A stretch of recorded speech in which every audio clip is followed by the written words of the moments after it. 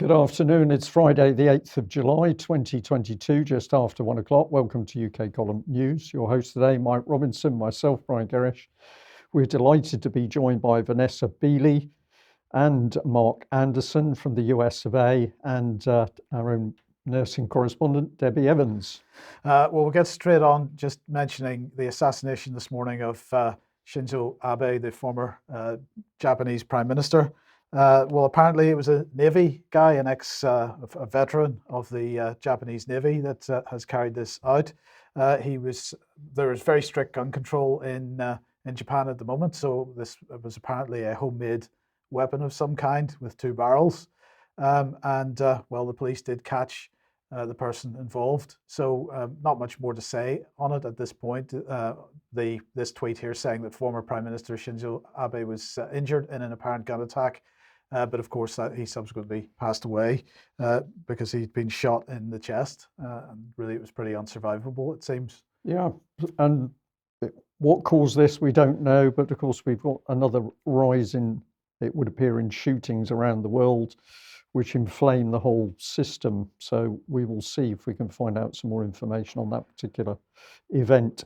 But let's welcome Vanessa Beeley to the programme. Vanessa, we're going to look at, accusations of the Russians using a particular type of weapon in Syria against civilians. Yeah. Why is this important? Because as I run through the report, it will become clear why it's important. Many people kind of consider the white helmets to be effectively dead and buried as a construct. But I think what we'll do today is demonstrate that it isn't, and that's why we continue to expose this organization. So we're beginning with a little piece of video from them.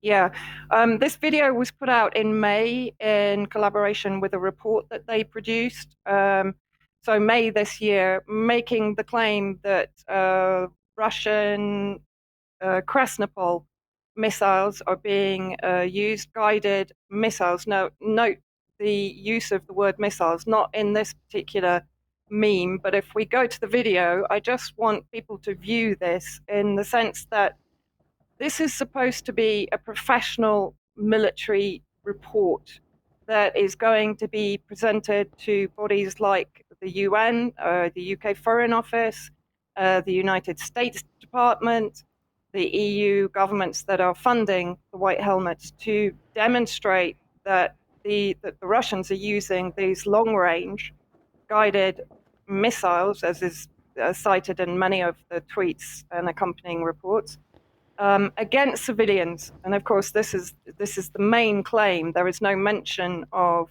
the occupation of various hospitals, schools, and other civilian infrastructures and buildings and residential areas by armed groups. So if we can just watch the video. The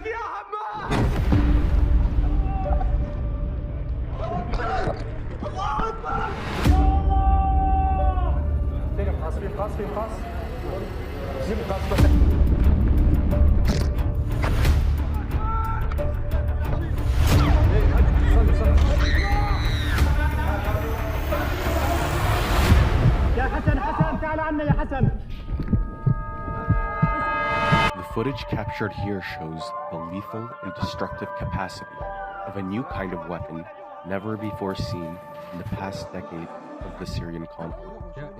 The Krasnopol missile, laser-guided, Russian-made artillery shells. In 2021, the White Helmets Syria Civil Defense witnessed a new trend in attacks on civilians in northwest Syria. Attacks that came from laser-guided projectiles, characterized by their high accuracy and great destructive power. This missile is deadly. While only 4% of the attacks documented used Krasnopol missiles, they resulted in 1/5 of all civilian deaths caused by military attacks in 2021. The first attack documented was on the hospital in the city of Atarib, west of Aleppo. The Syrian Civil Defense issued a report on the Krasnopol attacks. The report documented 63 attacks using this type of projectile. Krasnopol has resulted in the deaths of 70 people, including 29 children. More than 100 others were wounded, including 23 children. Among the victims were 2 volunteers of the White Helmets. The report is based on a number of sources. The primary source is our team's documentation and incident report, in addition to witness testimonies, including volunteers who were responders, witnesses, and victims to the Krasnopol. The Russian-made Krasnopol projectile is considered very dangerous because... Okay, so first comments, and I'd appreciate comments from Mike and Brian on this, but first comment, why would you put a GoPro camera on a victim's head? 1. 2, this is shown like a Hollywood movie. The heartbeat, soundtrack, the dramatic music, the clips of action. I mean, there is no actual verification. They claim numbers of children, numbers of civilians. There are no names of those children or civilians that I can find anywhere in their reports, which is extraordinary. The fact that they are claiming that Russia is using these long-range artillery shells, actually, again, the wordage is very confusing. If you say missile, it tends to imply that Russia is targeting from the air. These are actually artillery rounds. I spoke to Brian Berletic, a former US Marine, on this. He said they're basically a base bleed artillery weapon system. It's longer range, but he said it's very expensive. It's unlikely that Russia is going to be using this in everyday warfare. And plus the fact the majority of artillery attacks against terrorist installations in Idlib are actually carried out by the Syrian Arab Army. The airstrikes are carried out by Syrian Air Force and Russian Air Force, but Russia rarely gets involved, in my experience, in the actual artillery attacks. So effectively, this shell expels gas as it flies to reduce the drag and to increase range, but it's not officially a missile as such. So again, this language that they're using demonstrates both their ignorance, and that comes on to the point, who is reporting this, that they're using this Krasnopol missile? The White Helmets on the ground. What training do the White Helmets on the ground have in military armaments, in weapons? And the only photos that you see of this Krasnopol missile, I think there's around 2 photos, and they could literally be anywhere. There's no coordinates, there's no context. They claim that they hit the Al-Atarab hospital in, I think it was May 2021.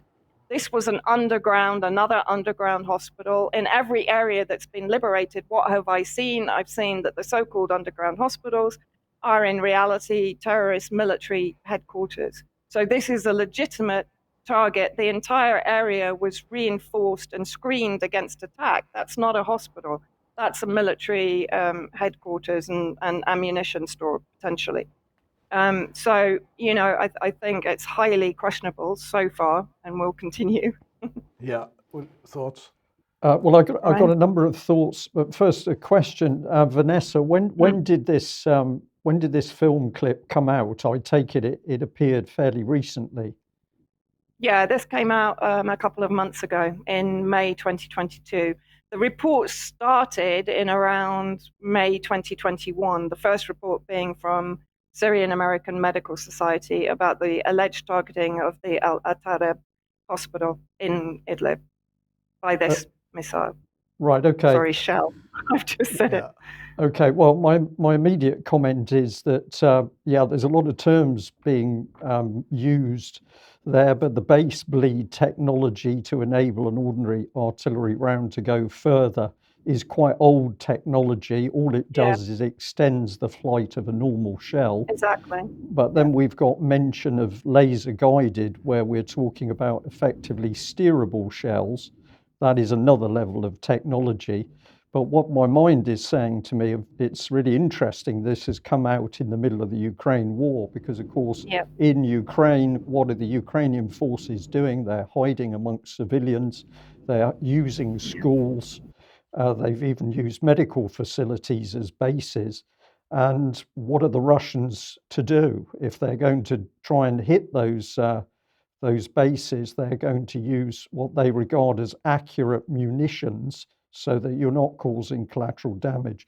So it seems to me that this Syrian return to Syria, I shall call it, has been produced because it can then be used as a double-edged sword against Russian military tactics in Ukraine. But this is spinning the truth, because both in Syria and in Ukraine, forces are hiding amongst the civilian population.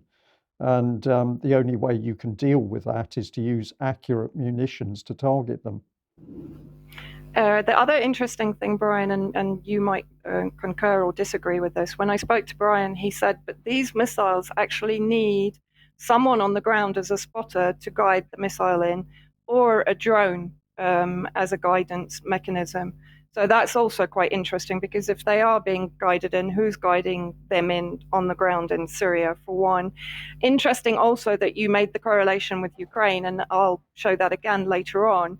But the DFR lab, of course, funded by NATO in 2019, produced a report claiming that the Donbass, Donetsk and Lugansk popular fronts were using these weapons supplied by Russia. So there's the correlation already. And of course, that accusation is ongoing now in Ukraine.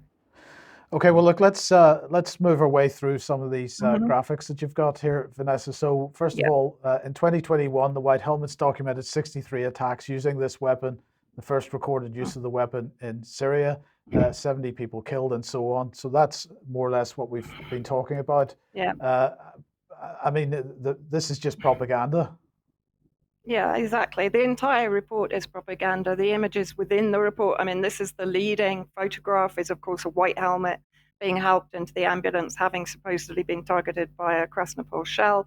Again, as I say, there's no context. There are no names of victims. There are no dates of the attacks. They put out these numbers without any context or auditing or transparency at all. This is another one of these random photos of the remnants of this shell. Again, there's very little identification of it. The photograph is up close, so you can't actually even see the area in which it supposedly landed. I mean, it's full of hot air, this report, and provides absolutely no verification whatsoever, bearing in mind this report will be used to garner more funding from the White Helmet donors. So again, this is just an explanation of the base bleed, but we've kind of gone through that with Brian. So moving on to the next slide. Yeah, so we've got Alexandra Busky. Yeah, Alexandra Busky, who's the advocacy and communications manager for the White Helmets, or as they call them, the Syria Civil Defense. That name, of course, was stolen from the real Syria Civil Defense that they supplanted in many areas in Syria, stealing equipment, murdering team members and kidnapping others for ransom to use as hostages, etc. Now, Alexandra Busky put out a tweet about this report that we've been discussing. We highlight the impact of a new trend in targeting civilians with laser-guided missiles in Syria. I put a question to her. Could you please would you point me to the actual hard evidence? Yes. Yeah. And her response in the next slide was basically to refer me. She didn't respond at all to the question.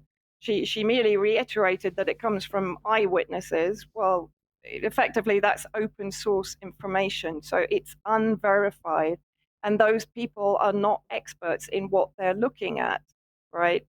So she basically then refers me to a previous report by Physicians for Human Rights.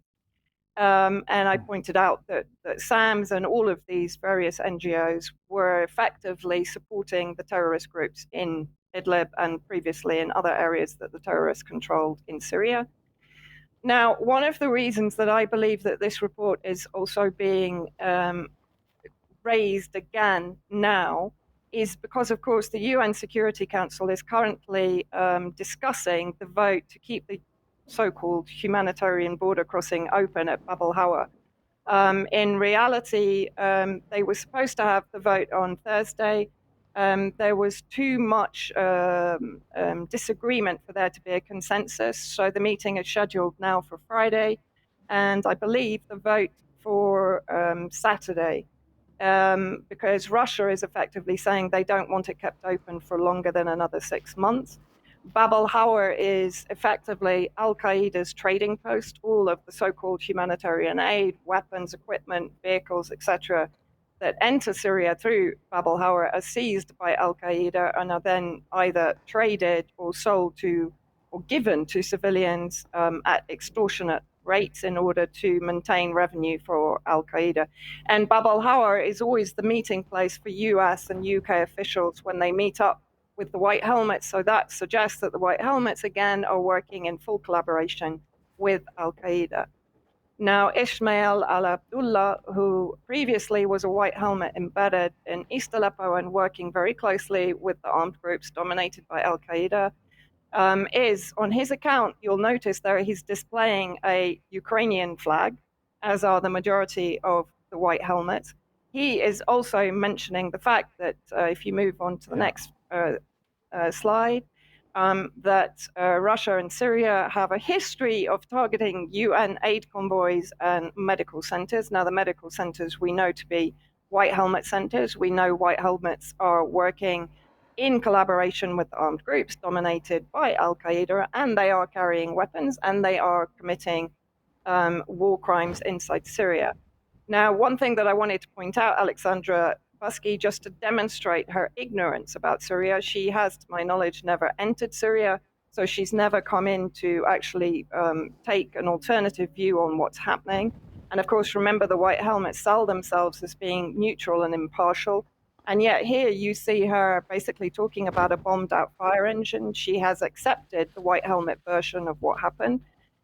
So my response to her was that, yeah, it is jarring to see bombed out fire engines. I've seen many of them, the majority of them destroyed within real Syria civil defense centers by Nusra Front or al-Qaeda, al-Sham and other terrorist armed groups with whom the White Helmets are embedded. So as I said to her, why on earth do the White Helmets never mention the war crimes committed by the armed groups? That is their job, to document war crimes, and yet their documentation only focuses on alleged Syrian and Russian war crimes in Syria.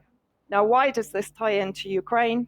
If you'll remember, fairly recently, Josh Rogan was commissioned to put out a report on the Syrian White Helmets are ready to help Ukraine. Initially, we know that help involved the production of videos, the advice on how to carry out so-called paramedic duties in Ukraine.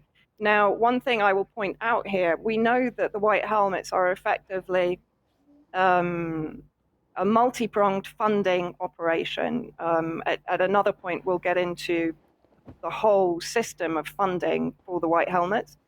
But the majority of White Helmet funding recently has come from their alleged PPE program during the COVID crisis, so their COVID response program. Again, nobody has audited the so-called PPE factories that White Helmets have established. So, but as sorry, I said, sorry, Vanessa, majority... just let me just interrupt you there for a second, because just let me understand this. They've been paid money in order to manufacture personal protective equipment against COVID-19. What qualifies them to manufacture that equipment? Nothing. Uh-huh. Nothing. Right. Absolutely nothing. And you know how they're going to establish factories to produce PPE. So presumably it has to be in a sterile environment in the middle of a war zone in Idlib, surrounded by terrorists and refugees, and being bombed by Turkey and Russia and Syria and everyone else. Beggars belief, but they have been given millions for this COVID response project, predominantly by the UK Foreign Office, Canada and France, I believe. And there has never been an audit. Nobody has, to my knowledge, entered Syria to actually inspect these premises, to actually see if they exist, by the way. We see lots of photographs of White Helmets in pristine, clean hazmat suits, supposedly for handling COVID cases. So they're very good at the photo opportunities, but actually producing audits or producing further information and verification and analysis of what they are being paid to do, that is very thin on the ground. Yeah, okay. So, Well, I mean, this is basically down to a funding drive. If I have to predict anything, I would say the next funding drive from the White Helmets will be for their involvement in Ukraine, and I will be following that through. Okay, thank you, Vanessa. Well, of course, what the West would like is to further destabilize Ukraine. Just two very short reports here from the BBC, who is desperate really to get some reporting, but their own narrative have got on top of them because the Russians are clearly winning in Ukraine. They are moving forward. They've taken the key areas, and they are going to move on into other areas of Ukraine. The Ukrainian forces are unable to stem that tide, even with weapons that they're receiving from UK. But let's just have a look at this little report embedded in the BBC news article, which we just had on screen. If we pop that again, it says that a recent report by UK think tank Odysee highlighted it as a challenge Ukraine would need to address. What are they talking about? Well, Russian electronic warfare is denying Ukraine a sufficiently fast kill chain to destroy Russia's artillery. And then it says, the Odysee report says the average lifespan of Ukrainian UAV, a drone, has been just 7 days. So this is the reality of it. And of course, it's not Russian electronic warfare that's doing the damage. The Russians are shooting these drones down. This is not new. It's been going on right the way through the war so far, and the Ukrainians have lost hundreds of drones, but the BBC didn't want to report that. And then they're trying to make out that Elon Musk's SpaceX Starlink is going to help the situation, when in fact it's not going to make any difference at all, because it is not going to affect the Russians' capability to down drones. If I just bring this one up, this is the reality. The war's being continued by NATO. So here's the BBC bigging up the fact that Ukrainian fighters have been training since the late 1990s at the United States Army base at Fort Leavenworth. And of course, they want the war to continue, not only to the last Ukrainian man, because at the moment, Zelensky is drawing women into his so-called million-person army. But the BBC is desperate to see the last woman in Ukraine killed in this war. I just find this despicable. Yeah. And maybe that's a good introduction to bring on American Free Press. Here's the latest front page headline, Perpetual War. And let's bring in Mark Anderson. Mark, this headline has hit the spot. I know it's aimed at Americans because it's saying no money for school lunches, but plenty for World War III. But the same in UK, we don't have money for many human needs, food, or even holes in the roads, but we've got unlimited money for ammunition and munitions for Ukraine. Just tell us a little bit about the front page. Yeah, this is Mike Pompeo, excuse me, kind of early here in Indianapolis for the Red Pill Expo. This is Mike Pompeo, the former Secretary of State under Trump, who attended the Bilderberg meeting in Switzerland in 2019 before they took their alleged COVID break. And Pompeo's always been kind of on again, off again. Is he trustworthy? Is he not? Is he Dr. Jekyll? Is he Mr. Hyde? What is he? And he's a former Kansas congressman who clawed his way up the ranks pretty quickly as Trump came aboard.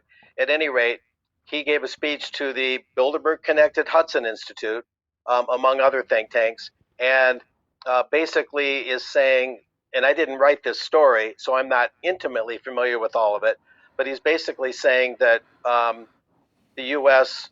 needs to form alliances with Europe to stand up to the aggressions of Russia and China. So if his clarion call were to be honored, that would globalize, in effect, what's going on in Ukraine right now. Of course, this article argues at the end that that's something we need to avoid at all costs, is globalizing something that's right now regional. So it's unsettling that he gave this speech and said these things. And what's interesting is the article observes that he's taking neoconservative and neoliberal ideas and kind of weaving them together, which would suggest something we kind of already knew, that the neocon and neoliberal views were just a dialectic. They really weren't that much different at all, and they come largely from the same players. So that's basically what this is about. to maintain U.S. hegemony, to maintain U.S.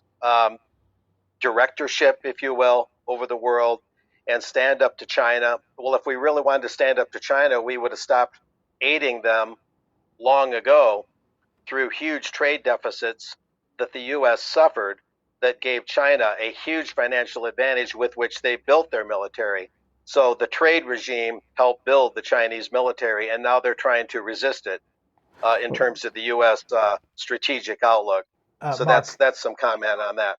Yeah, Mark, we should remember that Pompeo, just before I mean, literally 2 days before he left office, brought the United States into PESCO, which is one of the European Defence Union projects. And that policy then was taken up by the Biden administration as well. So another demonstration that when you get into these sort of internationalist policy areas, they tend to move across the boundaries of administrations, no matter which country you're in. But of course, part of the reason that the United States is suddenly wanting to get involved in that is because the encouragement for the European countries to start meeting their 2% of GDP obligation for defense under NATO opens up markets which U.S. defense industry is very, very keen to get involved in. Oh, absolutely. There's always the commercial and financial incentives. In fact, I think those are the main incentives. Some of this could be just rhetoric to juice up those contracts, to juice up those connections. Where does rhetoric end and where does real politic begin? That kind of thing. Yes. But yeah, good points, Mike. Very good points. Okay, and Mark, you're lining up to go to a special event. Let's just bring it up on screen. It's the Indianapolis Red Pill Expo. We should have a little, is it a drone? No, I think it's a blimp coming on screen here saying join us. And we've got a little bit of a video clip from one of the key people, Edward Griffin. We'll bring that up on screen, and then we'll get you to tell us a little bit about what you hope to get out of this event. Let's listen to what the key man says about the event. And I think in the few words he uses, I think most of us would absolutely understand what he's saying and why he's saying it. Hi, everyone. I'm Ed Griffin. And it's my great pleasure to be able to invite you all to attend Red Pill Expo number 8, to be held on July 9 and 10 in Indianapolis, Indiana.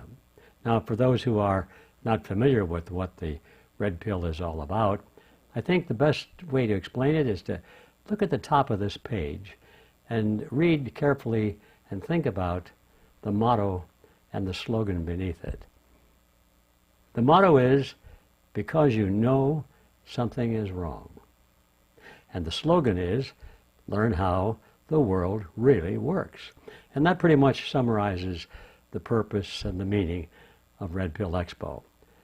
I think it's increasingly obvious, even to those who don't pay much attention to the news, that our world has gone crazy. I mean, we just go through one crisis after another. And it seems increasingly obvious, to me at least, that many of these crises are really engineered. They're not real. Well, they're real, sure, but they're not natural. They're created crises. And the main purpose, it seems to me, is to create fear among the people. When people are afraid for their lives, for their livelihood, for their children, for their health, all of these things, they don't question too much when their freedoms are taken away from them, supposedly to protect them from these things which they fear. And when you think about it, it's a horrible realization that, at least if you're an American citizen, we have a Bill of Rights. It was part of our Constitution. But did you know that every one of those rights mentioned in our Constitution are gone, except one? And that is, of course, the Second Amendment, which is the right to bear arms. And they're working hard to get rid of that one. All of the others are gone. And there's no pushback. Nobody seems to complain. Nobody argues. Nobody does anything about it because, after all, we have to fight those terrorists, And after all, we have to protect ourselves from these viruses, And one thing after another, we've got crime and drugs and all of these things to protect us against. And people are willing to surrender their liberties in the name of protecting themselves from these dread crises and these threats. So there we go, Mark. A very accurate analysis there from Edward Griffin. Just tell us very quickly what you hope to achieve from this event. Well, I'm covering it for UK Column, and I'm glad to be doing that. I hope to achieve reporting a broad cross-section of the topics that fit into what G. Edward Griffin was talking about. He's well known. He goes way back in the early days of the John Birch Society. He wrote the book, The Fearful Master, A Second Look at the United Nations, way back in the early to mid-1960s. So Mr. Griffin has been involved in these things a long time. Of course, he wrote The Creature from Jekyll Island, one of the better books on exposing the Federal Reserve System. So that's a little bit about him. I'm not sure I'd sound the death knell on the First Amendment quite as loudly as he would. That being said, I'll be covering things ranging from Stanford Graham, his topic, language, the ultimate weapon of war. I repeat, language, the ultimate weapon of war, which I think is very, very important. I've always often argued that language and the manipulation of language is one of the most lethal weapons there is. So that's a really important one. And you don't hear a lot about that. Also, Peter Breggin, MD, COVID-19 and the global predators, we are the prey. Professor Michael Rechtenwald, Beware, the Great Reset is Communism on Steroids. John Kleisick, Technocratic Globalization of Corporatized Education. Mr. Griffin himself, Collectivism versus Individualism, which is the totality of politics, as he calls it. Celeste Solum, Why Graphene and Hydrogel Are in Almost Everything. Juliet Engel, MD, Sex Trafficking is More Extensive Than You Might Think. Dr. Brian Ardis, ARDIS, You Won't Believe What Is in the So-Called Vaccines. And that's just some of the many topics. That's Sunday alone. Saturday, we've got Richard Gage of Architects and Engineers for 9/11 Truth. Amazing parallels between 9/11 and the COVID pandemic. Now that's pretty intriguing. I'm looking forward to that one. Ilana Freeland, The Hidden COVID Agenda is Transhumanism. And I could name many more. That's a pretty good cross-section. The Theory and History of Energy Medicine. Communist China, Alex Newman of the New American Magazine. Communist China is the blueprint for the New World Order. We'll see what that's about. David Martin, here, the old economic order is ending. Who will create the new economic order? So that's a pretty good cross-section right there. Yeah, excellent, Mark, and we look forward to your reports. Thank you. Okay, well, I'm going to say, Mark, I think I agree with G. Edward Griffin on the demolition of the First Amendment, because although you don't have legislation coming through on that issue, of course you do have government institutions being set up in order to deal with it. But let's look at what the UK is doing, and the policy is not so different on either side of the Atlantic. Coming back to the online safety bill that we were talking about on Wednesday, if you remember, Nadine Dorries over the years and all her predecessors on this have all been focusing on the need to protect children from online abuse and harms. This is why we're shutting down freedom of speech on the internet, in order to protect children. But one of the points that we've been making on this over the months has been that there's plenty of room for scope creep. And so on Wednesday, we were talking about one of the latest amendments to the online safety bill. And if you didn't see Wednesday's report, please do go and watch it. It led the Wednesday's program. So watch the first 10 or 15 minutes of the UK Column News if you haven't seen it from Wednesday. But let's come back to Nadine, because of course, it's not really about child protection at all. It's really about so-called disinformation and the government's concerns about opposition narratives. Well, it's not just Nadine Dorries that's pushing through with this. Here is the wonderful Priti Patel, who I believe is one of the candidates for future Prime Minister. Now, this article in the Telegraph isn't actually the one that she wrote. This is an article in the Telegraph talking about the one that she wrote. Apparently, her article's only in print. It's not online as yet. Just in passing, by the way, one of the things I noticed that the Telegraph and other mainstream media outlets are doing at the moment is they're providing lots of hyperlinks in the articles that they write, but they're all hyperlinks back to their own material. and they never seem these days to provide any hyperlinks to any source material or primary source material. But anyway, let's put Priti Patel back on.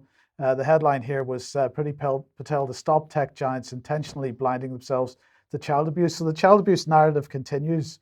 Let's see what she's saying. Nothing is more important than the safety of our children, and we need to do everything we can to keep them safe online. So this is from the article that she wrote in the Telegraph. Things like end-to-end encryption significantly reduce the ability for platforms to detect child sexual abuse. So now we get to what this is really about. It's not about children at all. It's about the concern which has been expressed by government agencies over a period of time now about end-to-end encryption on the various platforms. We intend to amend and strengthen the online safety bill to ensure that the onus is on tech companies to develop or source technology to mitigate the risks regardless of their design choices. If they fail to do so, Ofcom will be able to impose fines of up to £18 million or 10% of companies' global annual turnover, depending on which is higher. The UK government wholeheartedly supports the responsible use of encryption technology, she lied. However, the implementation of end-to-end encryption in a way that intentionally blinds companies to abhorrent child sexual abuse will have disastrous impact on child safety. Our changes to the online safety bill will help to ensure that tech companies working in partnership with governments, child protection organizations and law enforcement provide the best possible protections for children from those who prey on them while maintaining our privacy. Really? Well, I think want to remind everybody of the context of this. We talked about this on Wednesday, but just remember the number of bills that are going through Parliament at the moment or have gone through Parliament in the last couple of years. Online Safety Bill, National Security Bill, Counter States Threats Bill, Police Crime Courts and Sentencing Act, Public Order Bill, Elections Act, Judicial Review Bill, Covert Human Intelligence Criminal Conduct Act, New British Bill of Rights, Nationality and Borders Bill, and the Schools Bill. And not one of these bills has got anything whatever to do with children or protecting children. This is all about making sure that people cannot communicate, that freedom of speech is removed, that many other freedoms are removed, and that the government is protected from anybody sharing information in any kind of private way. They want to end end-to-end encryption and make sure that there's some mechanism for following what activists are doing. This has nothing to do with child safety. Nothing at all. And of course, if you go to the British government with evidence of the abuse of children, it's dragged into the long grass as quickly as possible, as case after case demonstrates. I just wanted to add there that when you put up a summary like that, Mike, of all these bills coming through, I think is the reality, the fact that we've got judges out there, retired judges who are aware of this, and they do not understand that if this is implemented, they are going to be caught in the trap. People who think that they've achieved position, they've got their Sir title or their, as I say, very senior High Court judge, do they really think that when this stuff is enacted, that they are going to be clear of the net? Because I think they're going to find that they're grossly mistaken about that. Well, Mark, I'm going to, with an eye on the clock, just say to you very quickly on this one, but the blowing up of the Georgia Guidestones has been reported in UK. This is the American Free Press article on it. Globalist monument bombed in Georgia. Who will be blamed? And if we just show you a picture, which we've increased inside. So left is the Guidestones as were, right is what they look like now. Only part of them were blown down in the explosion, but the rest have been demolished to make the structure safe, i.e. flatten it. I just want to bring in the comment here from your managing editor. It says it's all very mysterious for sure, and we don't have the answers as we go to press, and we're not even sure whether this story will end up of consequence or not. All we know is that we've come to the point where we can't trust our leaders, intelligence agencies, or media to tell us the truth about anything. Take a gander at the Jan 6 hearings for proof of that. Well, he's speaking as an American, but the same applies here in UK. Just very, very quickly, Mark, what's your take on the sad loss of the Georgia Guidestones? Well, I visited the Guidestones in 2010. They're in Elbert County on the South Carolina border in eastern Georgia. And they're very imposing, of course, no longer. Many people are celebrating this. I was on alternatecurrentradio.com last night with Hesher, who also works with Patrick Henningsen of UK Column. And many patriots and constitutionalists and whatnot are celebrating this. They're not condoning any kind of violence or trespassing, but they're celebrating something that literally called for the death of most people on earth. As you know, the first English language inscription, there's 12 languages on there, all reading the same global outlook. And the first one in English was maintain a population under 500 million in perpetual balance with nature. Now, under 500 million, half a billion, could mean 300 million. It could mean 100 million. It could be 1 million. And so this was not just another roadside travelers sightseeing thing. This was something that had a very dystopian and Malthusian message. And so the real criminal act was whoever put the guidestones there to begin with. I think that's the salient point to make here. Whoever did this and exactly why, I don't know. People are speculating, will it be used to give a black eye to the freedom movement? Was somebody willing to sacrifice this? I have my doubts about that because of the permanence they were given. Tens of thousands of pounds of local granite went into building these things. My theories, we talked about theories of who built them last night. I put Stephen Rockefeller on the list, the son of Nelson Rockefeller, because he created the Earth Charter and put the Earth Charter in the form of the Ten Commandments tablets inside a makeshift look-alike of the Ark of the Covenant and sent it down in 2001 down the Hudson River in New York. And so there's globalists like this former East Coast professor, Stephen Rockefeller, who was a Middlebury College dean for a long time.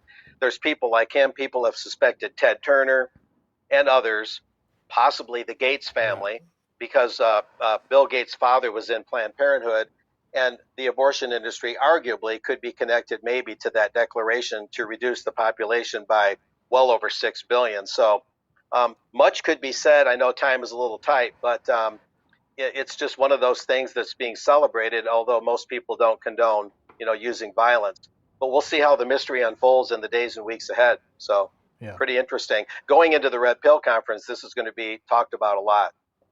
Okay, thank you for that, Mark. Well, as we always say, if you like what we do, join the UK column. And we are extremely grateful for all the help and support we're getting. What we will always say is more people doing a little amount, many hands make light work, helps the whole thing. So if you're not on board with us, please join us. You can also support us by buying something from the shop. And please share our material, because this is why we're putting it out. We're very happy for you to share material wherever. We like to think that you will acknowledge the UK column when you do that, of course. And also advert for AV12. I'm delighted to say that after a lot of work behind the scenes, the intention is to get the Alternative View series up and running again. AV12 here. You can go to the website alternativeview.co.uk to see details. UK column is helping to make this event happen on the 4th of September 2022.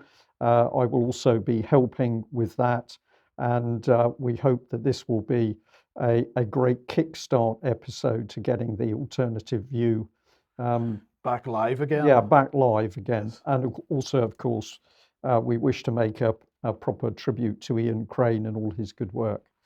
Okay, let's move on to health issues. And I just wanted to mention this released a day or two ago from Caltech in the United States. Nanoparticle vaccine protects against spectrum of COVID-19 causing variants and related viruses. And why is this of interest?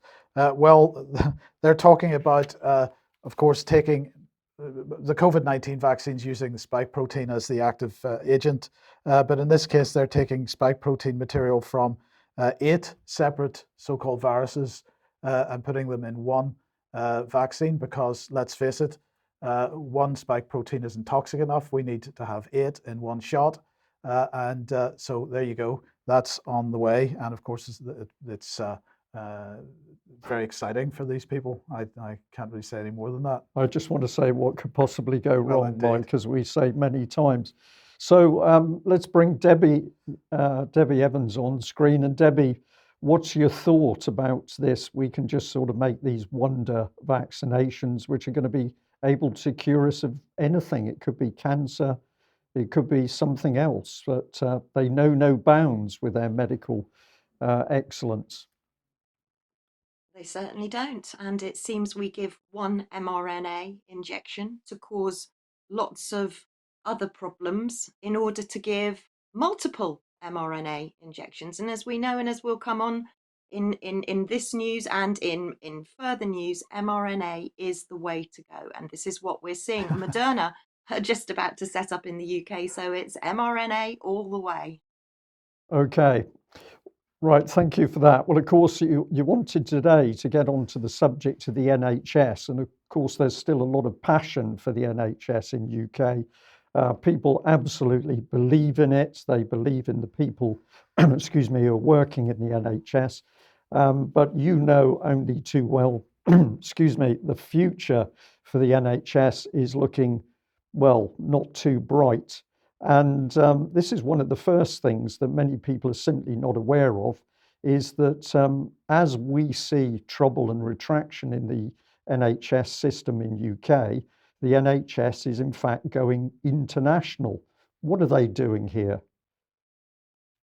Well, what are they doing? The NHS, clearly, the NHS Confederation, which we've talked about before, huge budget. They're international. So this is a proper business, NHS PLC. But of course, on the right-hand side of the screen, you'll see that the NHS England is going to be 30 to 40% smaller. So this isn't really quite making sense. Why aren't we looking after our own people first? And clearly, as we're about to come along and see, the NHS is being completely changed. I mean, there's no easy way of saying this, but the NHS as we knew it, as we know it, is dead. It's gone. It Okay. really has. Right, so Debbie, let's take our audience through this concisely and as quickly as we can. Let's bring in the first bit here. Now, you've labelled this NHS England to lose out. We've got Amanda Pritchard's Twitter, what do you call it, header on the left of screen. And the text that you've highlighted is, and this is ultimately what she is saying, this means we need to reduce the size of NHS England and be rigorous about what we do, only undertaking activity at national and regional level where it is necessary to do. This is a corporation talking, Mike, about we're going to cut back on selling beans because, you know, we can only sell in the regions. And I'll bring this one up and then we'll bring Debbie back on screen. This will mean a significant change for NHS England. We expect by the end of 2023-24, the new single organisation will be, quote, at least 30% and up to 40% smaller, unquote, than the current combined size of NHS England, Health Education England and NHS Digital. We will take account of any vacancies we have. This is incredible. So at a time, Brian, when we've got waiting lists longer than we've ever seen, we've got excess mortality because people aren't getting any primary care treatment or any first line treatment because GPs aren't working and the hospitals are overwhelmed, and they want to reduce it, Debbie, by 30 to 40%. Exactly right, Mike. It really is. It's that insane. It's that ridiculous. Yes, you're completely right. It's ridiculous unless, of course, your overwhelming agenda and policy is to remove healthcare from the population. So at a time when we see excess deaths up, at a time when we're seeing people suffering with more and more very unusual diseases and medical symptoms, strangely following the vaccination policy, we're now going to remove the NHS and its care from those people. This is, Debbie, I'm just going to stress this point, but this is calculated policy to remove the NHS from people. But we haven't seen this discussed in Parliament, to my knowledge. No, exactly. And, you know, this all started in 1997 with Tony Blair, when he put in the NHS plan for investment and the NHS plan for reform. And then the NHS long-term plan was announced in 2018 by Theresa May. And that's where we see ourselves now, coming into the NHS long-term plan. And it's a very big, long document, and I'm not sure that it's one that most people have read, but as we'll come on to see, it means huge changes for every single one of us within the next, well, unrolling now. I honestly, I'm breathless with how it is being destroyed. You know, build back better. We've always said to destroy first. This is destruction of the NHS, quite simply. Okay. Now I'm going to help you out here because there are a number of points in the long-term plan itself. You've picked out what you think the key ones are, but I think people are still going to be astonished. So I'm going to just go through this little section as quickly as I can. I'll read out some of it on screen. The rest of it, viewers can freeze the screen and have a look at the information in more detail later. But let's start with, what does this mean for each and every one of us? Well, these are some of the bullet points. The United Kingdom is on target to become a global life sciences superpower. We can't run the country, we can't run the schools, we can't run the NHS, but we're going to become a life sciences superpower. This borders on madness, Mike. Well, there's no profit in individual healthcare. It's all about the top level stuff. Indeed, right. Experimental novel pharmaceuticals, personalized medicine, including more mRNA injections. Genomic testing, engineering and medicines are here to stay. Personal budgets for many people by 2023-24.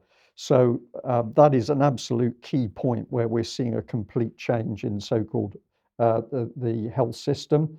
Initiatives to cut down obesity, cessation of smoking, diabetes management, alcohol abuse, and so the note in there, watch for prohibition of tobacco, restrictions on alcohol. You're going to be protected from yourself. I'm sure they won't be closing McDonald's though. And there are too many to give you in each individual point here, but I'll pick some out, and as I say, you can freeze the screen. We're all going to be responsible for our own health. Hospitals are going to change out of all recognition. You won't go to hospital to be cared for. You might get a short slot. More urgent care centres. Home, your own home, is now going to be the hospital. Community pharmacists will replace GPs. There's going to be changes with diagnostic testing. There's going to be changes with nursing. We're all going to be graded on the electronic frailty index. Does that give you a warm feeling, Mike? They're going to do more wearable monitoring equipment, and you're going to have location trackers. So this ties in with the snooping state. 100-day mission. So you're going to create vaccines in 100 days with no real testing. That's going to be done when you unleash it on the public. There's going to be critical assessment service, a single multidisciplinary team to provide specialist advice and prioritize urgent cases. 5 priority emergency hospital admission conditions, and those are just stroke, heart attack, major trauma, severe asthma attack and sepsis. A date of discharge to hospital, a date of discharge from hospital, that should be agreed before your admission. Excellent. That's good, isn't it? Yeah. That's a crystal ball on what's Yes, wrong with you. Reduce the need for antibiotics. Specialist NHS gambling clinics. Can you believe this? Yes. Yeah. Birth hubs. And it goes on to getting to children and young people, of course. There will be a 50% inclusion of children and young people in research projects. All boys 12 to 13 will be offered vaccination against HPV-related diseases such as throat cancer, oral and anal cancer. And lastly, children's palliative care budget will double. Now, why would that be? Yes. We believe it's because they know children are going to be harmed by the vaccines. It goes on to talk about mental health, but it's talking about a lot of stuff to do with the genomic industry, digital GP services, and telemedicine. Debbie, I don't know what to say in one news slot, and we'll pull this apart in greater detail over the coming days. The NHS has clearly gone, but the government has just not bothered to tell the population of UK that it has gone. No, exactly right. And of course, we're looking at the flurry now of leadership candidates and the whole political scene with who's going to govern the country. And meanwhile, behind the scenes, the NHS has died. And just to highlight very, very quickly, the points of the NHS long-term plan are integrated patient-centred care, prevention of disease with early diagnosis, technology using your smartphone for pretty much everything, including virtual appointments with your GP, prioritizing mental health illness. And this is all going to end up in giving us, of course, world-class care. So that's what we've got to look forward to. Excellent. Okay, thank you very much. Okay, let's quickly move on to the Bank of England's recent financial stability report. It was published on Wednesday afternoon, I believe. I just want to highlight a couple of quotes from this. So here we go. The economic outlook for the UK and globally has deteriorated materially. Prices of essential goods such as food and energy have risen sharply in the UK and globally, and the outlook for growth has worsened. We expect households and businesses to become more stretched over the coming months. They will also be more vulnerable to further shocks. The outlook is subject to considerable uncertainty, and there are a number of downside risks that could adversely affect UK financial stability. And they say restricting lending, because of course, you know, a lot of this inflation, they have refused to acknowledge has anything to do with the expansion of the money supply.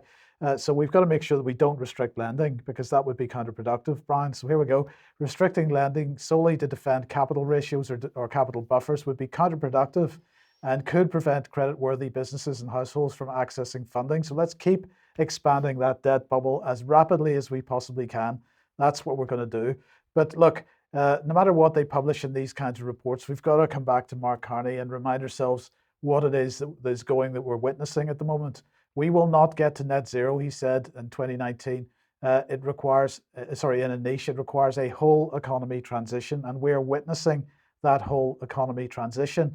And that's been expressed in many documents. Obviously, people focus on things from the World Economic Forum, like the Great Reset document and so on. But one of the features of the reduction to net zero is to reduce the amount of travel that's going on. And Debbie and I think Mark over the months has been talking about 15-minute cities and so on. Air travel, of course, is one area where people still are contributing hugely to the so-called or at least to the delay on getting to net zero and so on. So I just wanted to very briefly mention this because it's been in the media for the last number of weeks and we haven't covered it. But the luggage piles that are being built in airports are becoming bigger by the day, and this is absolutely destroying people's holidays. It's also destroying people's or causing people difficulty when they come back home. And so we've obviously got the headlines from Heathrow Airport and so on. So here's woman spends 3 hours waiting through luggage at Heathrow. But it's not just a UK thing at all. Edinburgh Airport, Dublin Airport, Canada, it's the same deal. Paris, France. So suddenly all these airlines, surprisingly, they can't handle baggage anymore. That's absolutely right. And this one in Beirut. So Vanessa, let's bring you back on because I'd like to get your thoughts on this, having had some recent experience of it yourself. Yeah, I have no bag. My bag has completely disappeared into the ether. And of course, I mean, you know, my belongings, but of course I'm in Syria. There's no way I can replace any of those belongings, nor can I, for the last 2 weeks, trace where that bag is. I was told by a friend of mine, journalist Marwa Osman, who very kindly went to Beirut Airport for me to try and figure out what had happened. And she said it was impossible. She wasn't allowed to take photos by the police because the entire arrivals hall was just jam-packed with lost luggage. All the European flights that had come in that morning, just before she arrived, came in without luggage. No luggage, zero. Not even just the odd bags lost. The entire luggage contingent was not put on the plane. Quite extraordinary scenes. I mean, I thought it was just me, but then when I started to look into it, and I put a tweet out about it, I realized it's an extraordinary, and it has to be an engineered, orchestrated phenomenon. There's no way that the airlines, I mean, if they really want to resolve it, we can carry the bags to the plane. I mean, it makes no sense to blame it on staff shortages, because that can be circumnavigated. But also the more worrying phenomenon for me is now, for example, in Dublin, they're starting to bring in, of course, the military to help because of the staff shortages. And I think that was one of the main strategies from the beginning anyway. And also potentially to introduce AI interference with loading of bags, so that you can't even get onto the plane unless you've had the vaccination, unless you've had whatever medical intervention they decide on at that time, that you will be barcoded even for your bags. And if your bag is not barcoded, for example, there's no guarantee it's going to arrive. Yeah. I'm being very conspiratorial over this, but I'm just trying to understand why this is suddenly happening now. By the way, just as Bill Gates arrives in London the day before Boris Johnson resigns, I'm absolutely sure that's a coincidence. Yes, I'm sure it is. Yeah, I don't think you're conspiratorial at all. You're using common sense to say it's not possible for baggage problems to happen across different airlines and different countries, and there not be a common theme that's actually creating the problem. So, okay, well, let's switch from baggage to bungy. And we'd like to say a very big thank you to some people. We don't know who they are, but they're in Bungy, which is part of Suffolk in UK. And this is just a nice little picture of the local market, a thriving market town in the heart of the Waveney Valley. Why are we interested? Well, we want to say a big thank you to the unknown persons of Bungy, Suffolk, who made the effort to raise questions about the pandemic and mention the UK column. And what apparently happened is that some of these really excellent leaflets have been put under the windscreen wipers of a lot of cars in that particular town. And it's got lots of very factual information about professionals speaking out with concerns on the vaccination program and the results. There's a UK column listed there, but many other sites as well who are putting out good information. And it's all done in a very clear, measured way. This is the second page. And so we just want to say, well done, whoever this was, because it's a very clear, easy to read leaflet. It's got lots of good information, and it's done in a very calm, professional way. Yeah. So we're voting for Bungy, Suffolk. Yeah, okay. And we're going to end then with one final graphic. Now, Bob Moran, of course, Bob's cartoons, he was extremely quick off the mark with the Boris resignation yesterday, and he had this out within about an hour of Boris's speech. And of course, it's Klaus Schwab standing saying, "Get me another one," as Boris's head has fallen off the Boris puppet there. So I think that was bang on. And it's amazing, Mike, over the years, how many people have absolutely picked up on the puppet line. They see the fact that the politicians are not capable of making these policies on their own. There has to be big people and big organizations behind them pulling their strings. Yes. So we're not going to get a new prime minister in UK, whoever it is. We're just going to get a new puppet, and the policies and the agendas will continue until the population says, no, we've had enough. Indeed. Okay. Well, we'll leave it there. We're going to thank all of our guests for joining us. It's been really great to have you. And we'll end by saying once again, a big, big thank you to all of our supporters, and a special thanks to people who've been sending us some really nice emails and cards thanking us for our work. It is a very big boost, and it makes it all worthwhile. So thank you very much. Extra time. Yeah. You've been so good, viewers and listeners, today. If you're members of UK Column, you've been so good. There will be an extra time starting in a few minutes. Join us then. Thank you. Bye-bye.